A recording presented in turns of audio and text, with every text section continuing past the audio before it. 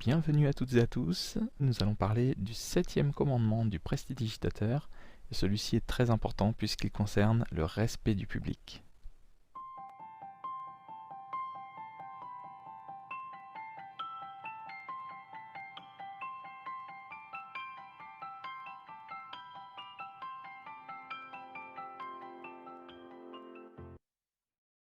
Septième commandement, ton public tu respecteras.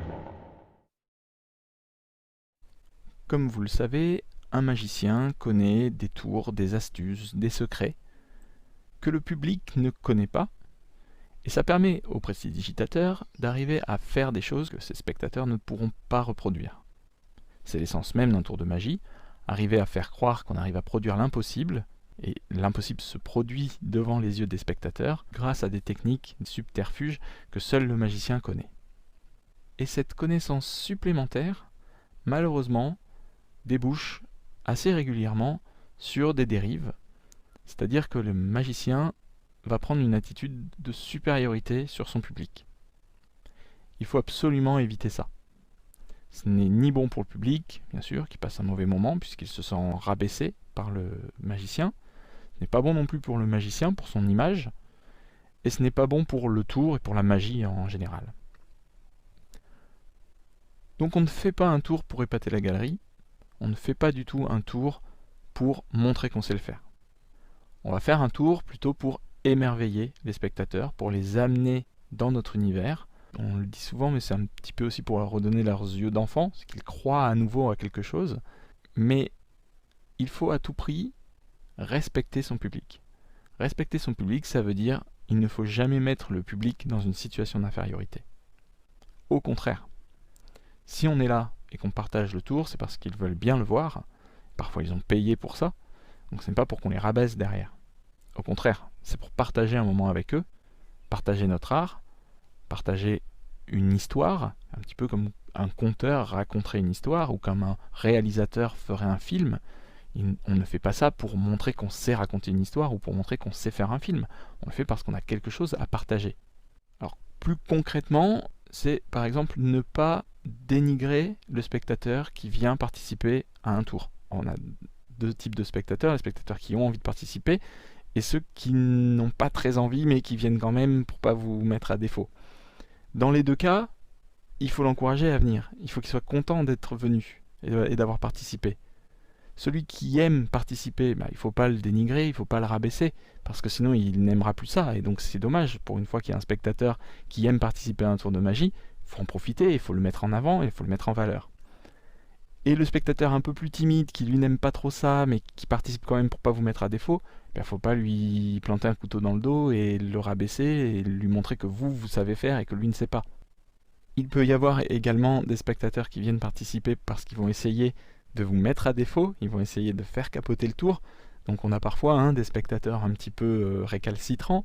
Eh bien, encore une fois, soyez bienveillants avec eux. Justement, ça peut être un beau moment d'arriver à quand même réussir le tour. Donc là, il faut que vous soyez suffisamment sûr de vous. Donc quand vous le faites venir, ce spectateur un peu récalcitrant, bien, faites-le participer sur un tour que vous maîtrisez, où vous avez prévu toutes les issues possibles, pour arriver quand même à vos fins. Après, si vous vous trompez, tant pis, mais vous aurez au moins essayé. Mais ça peut être un très très bon moment, les autres spectateurs peuvent très bien rigoler à partir du moment où tout est fait dans la bienveillance. Et vous pouvez même vous servir de ce spectateur un peu récalcitrant pour le mettre entre guillemets dans votre poche, c'est-à-dire arriver finalement à le mettre en valeur pour mieux rebondir, et ensuite vous allez voir qu'il va finalement rentrer dans votre jeu. Les spectateurs qui sont un peu taquins comme ça sont souvent très joueurs, donc finalement ils aiment bien se mettre un petit peu en valeur, et donc justement valorisez-les, félicitez-les, etc. Ça peut être vraiment un gros plus pour votre tour, et finalement vous vous servez de ce spectateur-là pour arriver à faire passer un très bon moment à tout le monde. C'est une belle occasion.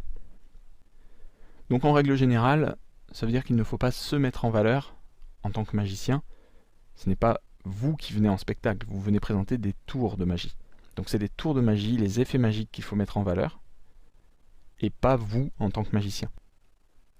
Alors, bien sûr, il y a, comme presque à chaque fois, une exception. Je n'en vois qu'une seule, c'est l'humour. On peut tout à fait prendre une attitude supérieure, mais dans la caricature. Tant que c'est fait dans la bienveillance, et que ce n'est pas pour dénigrer quelqu'un, eh bien le public marchera dans cet état d'esprit-là, et ça peut être vraiment bien. Par exemple, Éric Antoine, quand il fait sa star, vous savez, quand il dit non, tu ne passes pas devant la star, tu passes derrière, ou quand il s'embrasse les mains en disant qu'est-ce que je me kiffe, c'est une certaine forme d'arrogance, bien sûr, mais ça fait partie de son personnage, du personnage qu'il a créé pour ses tours. Et finalement, quand on regarde bien, c'est clairement de la caricature, bien sûr, mais c'est aussi fait, je trouve, de mon point de vue en tout cas, je trouve que c'est fait presque dans une tendresse avec le public. Je sais pas si vous le ressentez comme ça vous aussi, n'hésitez pas à le dire dans les commentaires, mais moi je le ressens vraiment comme ça, c'est-à-dire que il prend cette attitude un peu supérieure, mais il est toujours très bienveillant avec son public. C'est ce qui a fait son succès, hein, d'ailleurs, hein, c'est vraiment ce personnage. La preuve en est, quand il est avec des enfants, sur scène, il les casse. Mais les enfants adorent ça, parce qu'en fait, il leur parle comme à des adultes, comme il le ferait à un mec de 40 ans. Et les enfants adorent ça, qu'on leur parle comme s'ils étaient des adultes. Et ils rentrent dans ce jeu-là. Et ça, c'est de la bienveillance, c'est de la mise en valeur, en fait. Il va mettre en valeur l'enfant, en le cassant, bien sûr, c'est-à-dire que la forme est humoristique. On ne parle jamais à des enfants comme ça. Lui, il le fait, mais encore une fois, c'est de la bienveillance. Les enfants le prennent bien, systématiquement. Parce que, justement, il a la manière de faire. Il maîtrise cette manière-là, donc il peut se le permettre. À mon sens, c'est la seule exception possible à amener de l'humour pour finalement se mettre pratiquement soi-même ridicule, puisque on va se mettre tellement en valeur qu'on va en devenir ridicule, ça devient de la caricature, le public le ressent, le voit, et donc dans ce cas-là, ça passe. Donc ça veut dire prendre soin de son public, vous voyez, avoir une attitude vraiment bienfaisante envers ses spectateurs, et donc notamment ceux qui viennent participer au tour. Donc surtout, quand vous allez préparer vos tours de magie, quand vous vous entraînez, essayez toujours de garder dans un petit coin de l'esprit cette notion de respect du public. Est-ce que ce que vous dites va mettre en valeur la personne qui vient vous accompagner pour le tour? Est-ce que vous ne vous mettez pas trop en valeur vous-même en tant que magicien? Est-ce que vous mettez bien en valeur le tour en lui-même, l'effet que vous présentez, l'histoire, et pas vous en tant que magicien? Alors, bien sûr, pour les tours de mentalisme, c'est quelque chose qui est un petit peu plus compliqué à faire que sur des tours de magie plus classiques.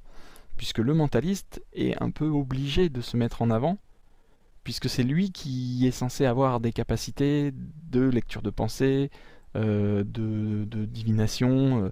Donc c'est quelque chose qui est un petit peu plus compliqué, mais je pense qu'en mettant en valeur, vraiment en s'attachant à cette mise en valeur du public, je pense que ça peut vraiment aider le magicien à se mettre un peu en retrait. En partant avec cet état d'esprit-là, on va plus se rapprocher de l'artiste qui va présenter une œuvre plutôt qu'un prestidigitateur technique qui va montrer sa dextérité. C'est tout pour cette fois. Merci beaucoup d'avoir regardé cette vidéo, j'espère qu'elle vous a plu et je vous dis à très vite pour une prochaine vidéo de la magie sous un autre angle.